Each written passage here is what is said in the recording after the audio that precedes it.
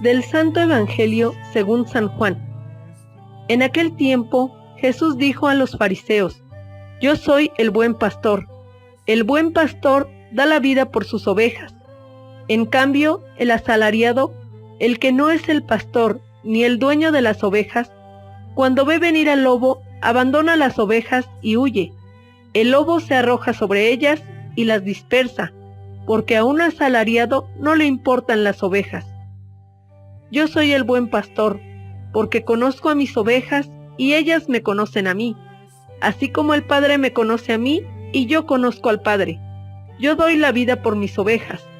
Tengo además otras ovejas que no son de este redil, y es necesario que las traiga también a ellas. Escucharán mi voz y habrá un solo rebaño y un solo pastor. El Padre me ama porque doy mi vida para volverla a tomar.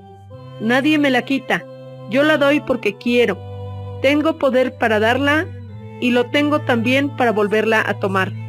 Este es el mandato que he recibido de mi Padre. Palabra del Señor.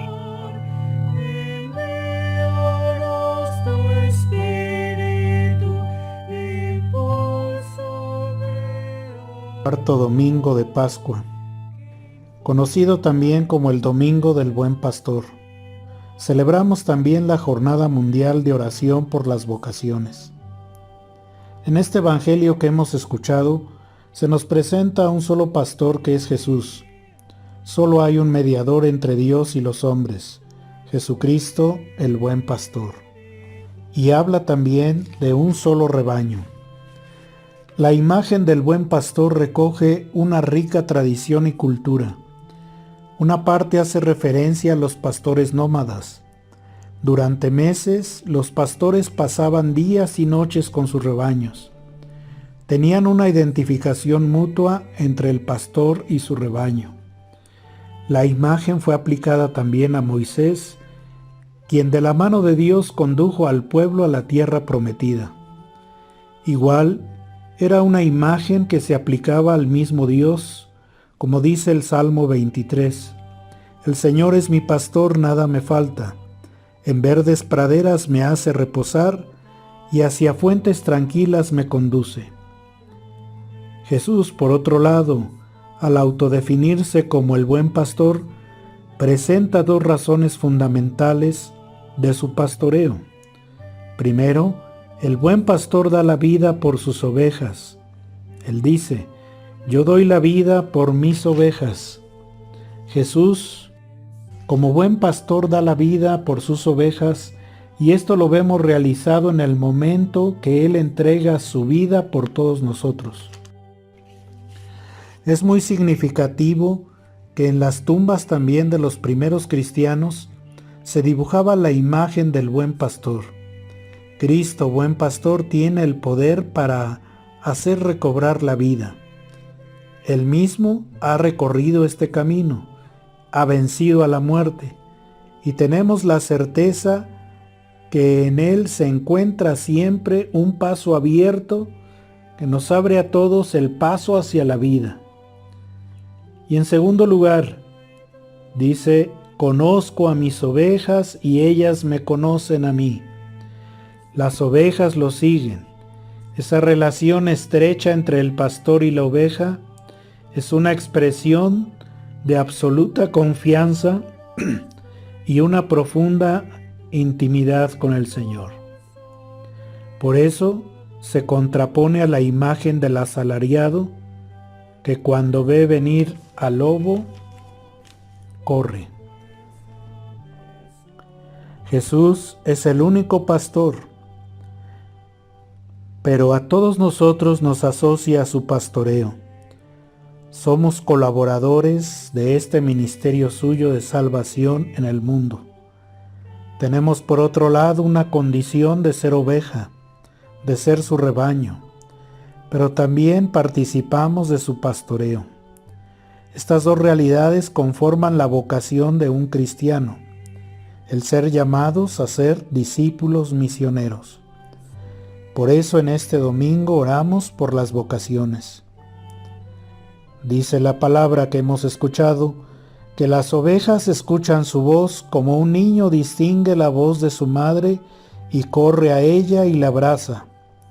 Debemos tener cuidado también con las falsas voces que no vienen del buen pastor. Son voces que nos distraen de la voz esencial del buen pastor. Ovejas que a veces hasta se salen del redil y siguen las voces engañosas de este mundo. La voz del materialismo, la voz de la comodidad, la voz de la indiferencia, la voz de las ideologías contrarias a nuestra fe. Es estar lejos de la casa del Padre con esas actitudes. Es perdernos e inclusive ser atacados por el látigo del pecado. Estemos siempre atentos a escuchar al Dios de la misericordia, al Dios que quiere lo mejor para ti. Cuidado con los falsos pastores. El buen pastor es aquel que enseña conforme a los preceptos cristianos, y no el que te lleva por el camino de la desilusión y de la desesperanza, de aquel mal pastor que te puede alejar del amor de Dios. Aquel que sigue al buen pastor lo sigue conforme a su voluntad, a su camino. En los diferentes caminos estamos encontrando también los estados de vida al cual Dios nos llama. Inclusive en estos estados de vida como el matrimonio, el sacerdocio, la vida consagrada, estamos llamados también a ser buenos pastores. Por eso hoy podemos preguntarnos, ¿he sido un buen pastor de mis hermanos? Por ejemplo, en el matrimonio los esposos están llamados a vivir el amor esponsal para amarse y servirse el uno al otro y servir a Dios y educar con amor a sus hijos. Y ellos, en la familia, forman una íntima comunidad de vida y de amor conyugal, de vida familiar. Y esto significa ser un buen pastor.